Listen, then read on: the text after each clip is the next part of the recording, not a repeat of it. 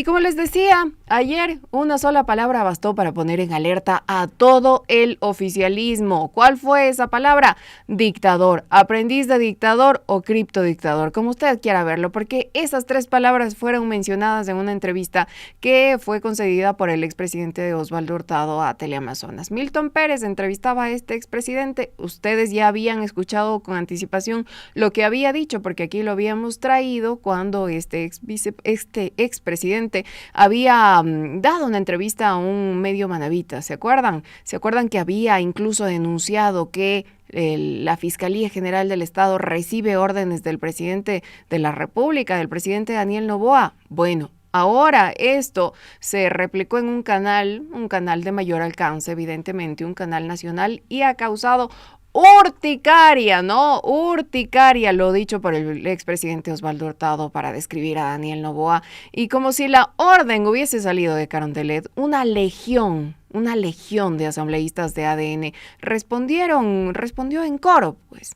Pero detrás de tanta indignación hay una pregunta que ninguno quiso contestar. ¿Qué está ocurriendo en Ecuador para que incluso una figura histórica de la derecha ecuatoriana advierta que el país avanza hacia una dictadura? Porque el verdadero problema no es que Hurtado lo haya dicho, es la cantidad de hechos que parecen darle la razón. Ayer analizábamos algunos, hoy vamos a revisar otros tantos. Aquí arrancamos. Como les decía, al parecer, Osvaldo Hurtado dijo en Teleamazonas algo que el oficialismo no pudo digerir, algo que le dio urticaria, le salieron ronchas ayer a los asambleístas, ¿no? A los legisladores, a ministros de Estado, a gente cercana al oficialismo, etcétera, ¿no?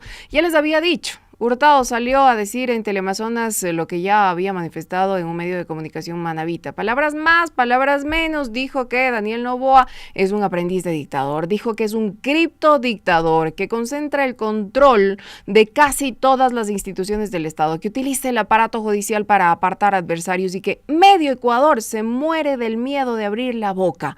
Lo llamó autoritario, autócrata y advirtió que está camino a convertirse en un dictador. Pero Hurtado no es solamente, pues, digamos, un viejito senil, como ahora quieren retratarlo quienes antes lo veían como un referente. Hurtado no lanzó una palabra al aire. Habló de la suspensión de organizaciones políticas, de la inhabilitación de candidatos con posibilidades reales de ganar, del encarcelamiento de opositores y de dirigentes que estarían renunciando a competir por temor a ser perseguidos. Es decir, lo que hizo Hurtado es simplemente describir un método de ejercicio del poder. Y cuando el poder se siente retratado, cuando el poder se siente descubierto, cuando el poder se siente desnudo, no responde con argumentos. Lo que hace es movilizar al coro, movilizar a la legión. Ayer precisamente salieron en coro, salieron en masa a refutar los argumentos de Hurtado, ¿no? Decenas de mensajes copiados, calcados, los unos parafraseándose a los otros, una reacción furibunda, iracunda del oficialismo que siente que esto ya caló, que esta conducta arbitraria, esta conducta dictatorial de Noboa les está pasando factura. Les he traído 4 reacciones, en realidad han sido decenas, yo diría casi que hasta cientos, ¿no? De mensajes de esta gente que está cercana al presidente Daniel Noboa pululando, porque no sale Noboa a responder. Manda a sus peones a responder a esta legión de casi mercenarios digitales, ¿no? Porque van con todo, se esfuerzan por ser cada día más obsecuentes y menos inteligentes. Vamos a revisar algunos de los posts, de las publicaciones hechas por asambleístas como Lucía Jaramillo, por ejemplo.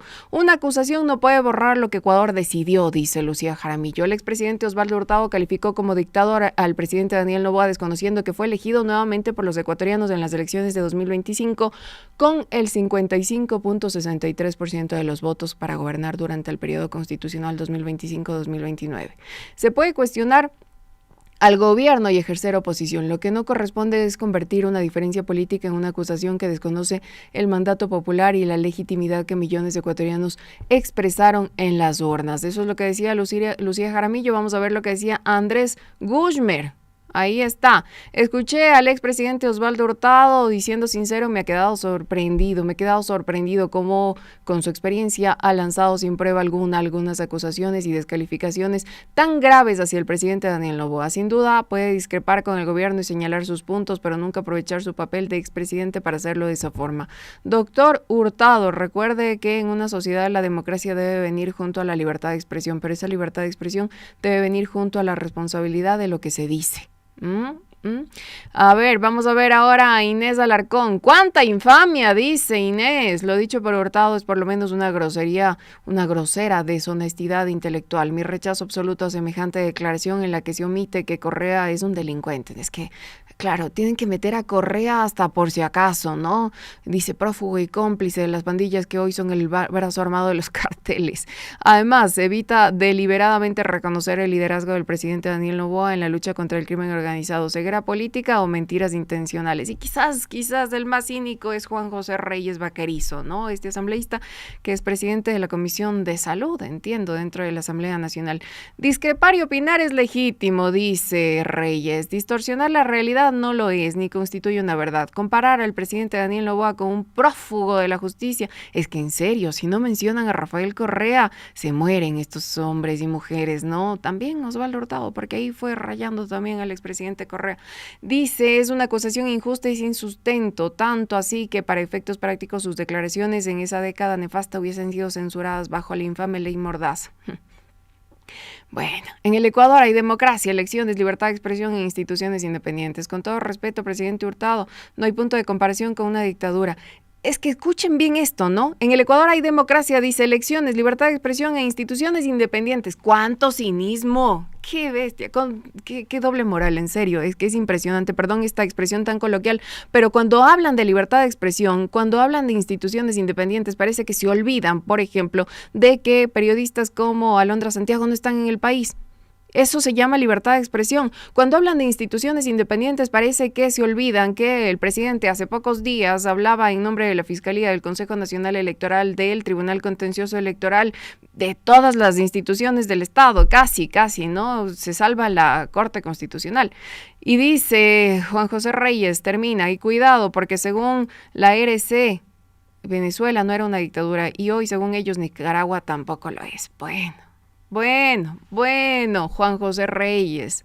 El argumento central de ese escuadrón es profundamente tramposo. Noboa ganó una elección. Bueno, eso también es discutible. Con lo que está pasando ahora en Colombia, con lo que ha pasado en Perú, con lo que ha pasado en la región, nos damos cuenta de que hay señales profundas de que en efecto pudo haber una trampa, que pudo haber un fraude electoral. Pero digamos que Noboa ganó una elección. Vamos a partir de esa premisa. Noboa ganó una elección. Y luego no puede ser autoritario.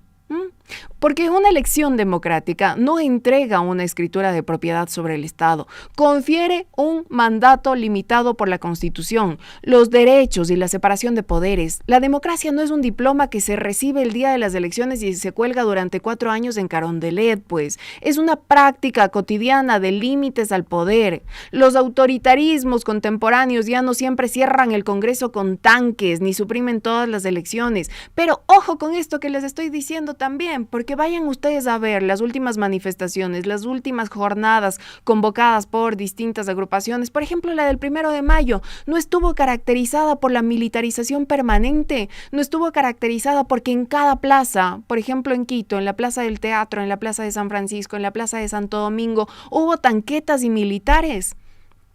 Eso también es un síntoma, queridos amigos y amigas. Es como el poder quiere mostrarse a la gente, es el miedo que quiere infundir, es cómo quiere intimidar a aquellos que se atreven a reunirse, a convocarse, a salir, a expresarse, a manifestarse en contra de este gobierno, ¿no?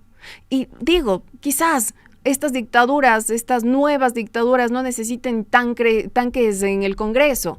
Todas las elecciones, además, se celebran, ¿no? Digamos, la formalidad de la democracia se mantiene, conservan urnas, tribunales, parlamentos, pero vacían esas instituciones, someten a sus autoridades y las utilizan para impedir una competencia verdadera. El problema no es solamente cómo se llega al poder, sino cómo se lo ejerce. Y dicho sea de paso, la de trabajar no se saben estos asambleístas. ¿Por qué en vez de actuar como el troll center de Carondelet no se ponen a fiscalizar, por ejemplo, el caso Progem? ¿O por qué no dan paso de una vez por todas al juicio político en contra de Inés Manzano por ATM? Ahí sí no hablan de honestidad, ahí sí no hablan de transparencia, ahí sí no hablan de pulcritud, ahí cierran filas. Ahí cierran filas, porque este espíritu de cuerpo que nace para proteger al presidente Daniel Noboa no es casual, es evidentemente articulado, es una estrategia digital que nace de quién, no sabemos. Probablemente hizo roncha, ¿no? Le salió urticaria al presidente Daniel Noboa y por eso salen furibundos, iracundos, en masa, en coro, a tratar de deslegitimar al mensajero que simplemente está narrando lo que está pasando en este país. Pero escuchemos una partecita de lo que dijo Hurtado, que causó, insisto, urticaria al oficialismo.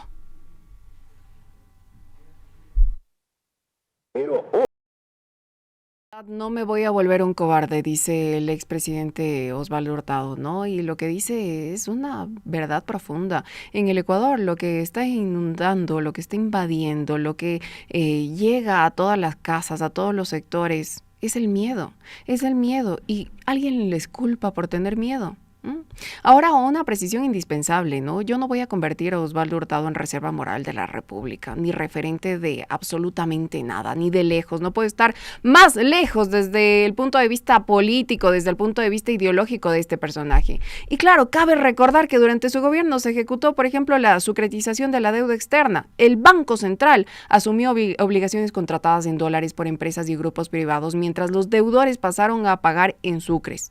Dicho en otras palabras, se socializaron las pérdidas de grupos económicos y se las trasladó al Estado, es decir, a todos los contribuyentes. La Comisión para la Auditoría Integral del Crédito Público calculó que aquella operación generó un perjuicio acumulado cercano a los 4.400 millones de dólares.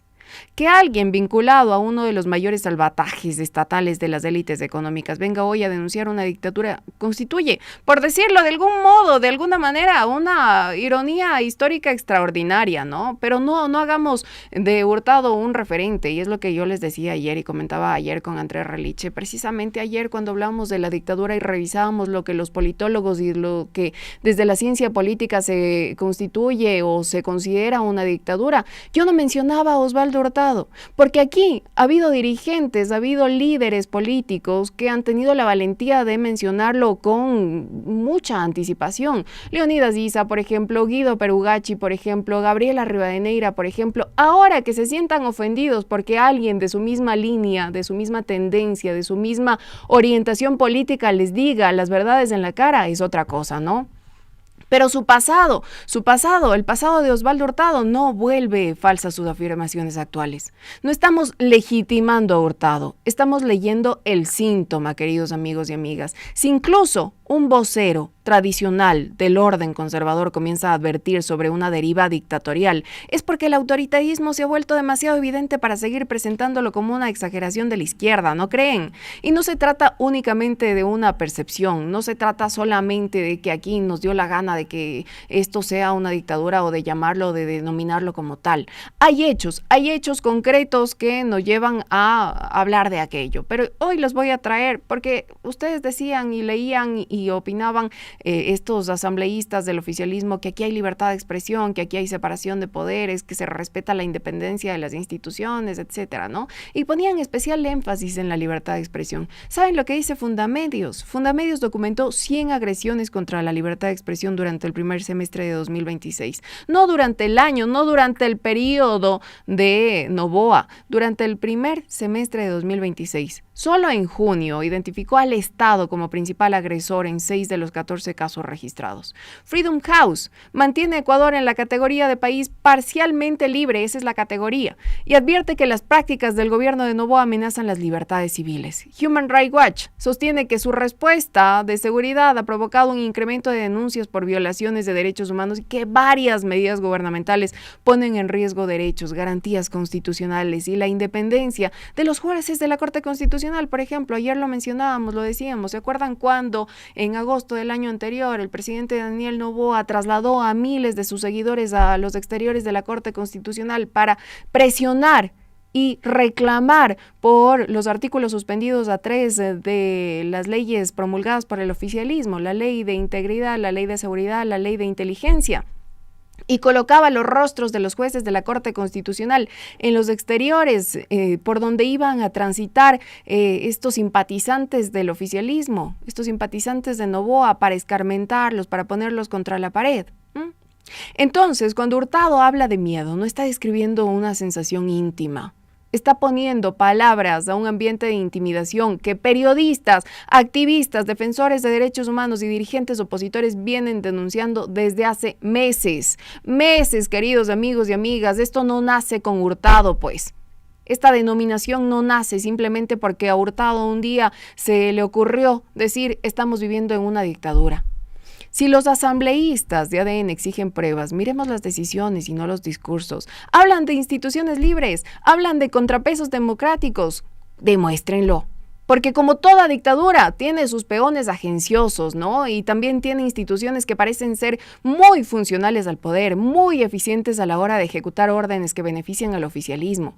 Ayer les mencionaba una serie de ejemplos: proscripción a partidos políticos, detención de alcaldes de oposición, ahí tenemos a Aquiles Álvarez, tenemos a Vico Villasís, bueno, la lista es larga, ¿no? Suspensión de figuras de alta relevancia y con enorme nivel de aceptación, como Cristian Zamora, por ejemplo, en Cuenca, pero la lista es larga, no vamos a mencionarla porque ayer ya les di a conocer todos estos hechos que se configuran, a mi juicio, en elementos para denominar a esto como una dictadura.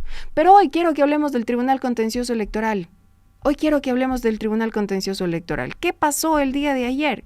El Tribunal Contencioso Electoral admitió a trámite una denuncia presentada por el CNE contra la dirigencia de Pachacutic por presuntas irregularidades en la rendición de cuentas del referéndum y consulta popular de 2024. Entonces, ya no es solamente la Revolución Ciudadana, ya no es solamente Construye, ya no es Unidad Popular que se salvó de milagro por el Tribunal Contencioso Electoral, ya no es solamente estos movimientos, ¿no? Ahora también van por Pachacutic. Y aún así pueden hablar de democracia, aún así pueden hablar de elecciones libres, aún así pueden hablar de contrapesos. Y quiero hablarles de un juez en particular, porque más allá de esto, que les digo es escandaloso, ¿no? Porque el Tribunal Contencioso Electoral, a través del despacho del juez Ángel Torres Maldonado, resolvió admitir a trámite la denuncia presentada por el presidente del Consejo Nacional Electoral en contra de los principales responsables del Movimiento de Unidad Plurinacional Pachacutic Listas 18, que probablemente haga que también Pachacutic quede fuera de las elecciones seccionales de noviembre de este año, ¿ya?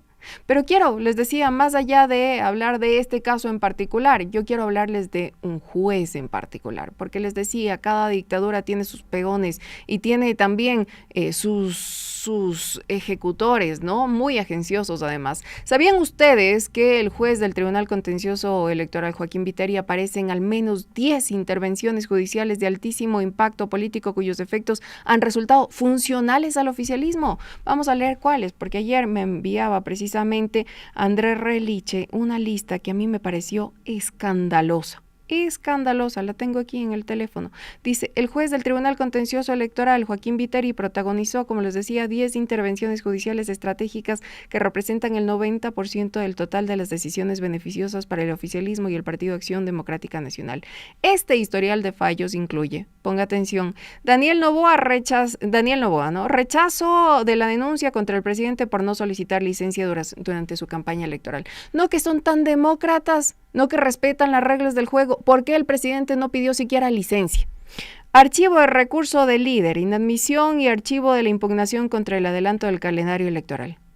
Con respecto a Gabriela Rivadeneira, el juez Joaquín Viteri inadmitió y archivó su recurso contra el adelanto electoral, alegando que el movimiento carecía de legitimación activa por estar suspendido. Cristian Zamora, ya lo decíamos, sentencia de 6 meses de suspensión de derechos políticos y multa, por lo que está impedido de buscar la reelección en 2026. Movimiento Revolución Ciudadana, suspensión total del movimiento por 9 meses, proscribiéndolo de las elecciones seccionales de 2026. Pavel Muñoz, alcalde de Quito, multa de $9,200 por realizar promoción promoción electoral a favor de la oposición. Aquiles Álvarez, multa de $9,600 por violencia política de género contra un asambleísta de ADN. Aquiles Álvarez, caso 2, segunda multa por $4,700 por supuesta promoción electoral. Viviana Veloz, multa de $9,000 por presunta campaña anticipada. Angélica Porra, suspensión de 2 años de sus derechos políticos bloqueando su candidatura